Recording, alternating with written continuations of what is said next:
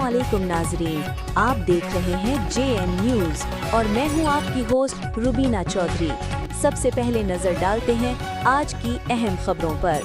खबर शामिल करते हैं शेखपुरा ब्यूरो चीफ हनीफ तबस्सुम की रिपोर्ट के मुताबिक थाना खान का रोगरा पुलिस की बरवक्त कार्रवाई 6 माह बाद अमानतन दिया गया ट्रैक्टर असल मालिक के हवाले। DPO शेखपुरा बिलाल जफर शेख की हदायत पे SHO थाना खान का रोगरा राजा इमरान अली ने अहम कार्रवाई करते हुए 6 माह कबल अमानतन दिया गया ट्रैक्टर रिकवर करके असल मालिक के हवाले कर दिया।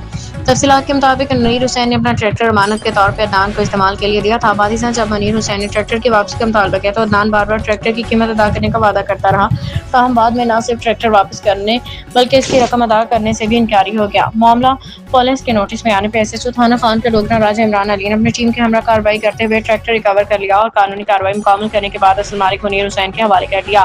ट्रैक्टर वापस मिलने पर मनीर हुसैन ने खुशी का इजहार करते हुए DPO शेखपुरा बिलाल जफर शेख और SHO थाना खान के डोगरा राजा इमरान अली का शुक्रिया अदा किया।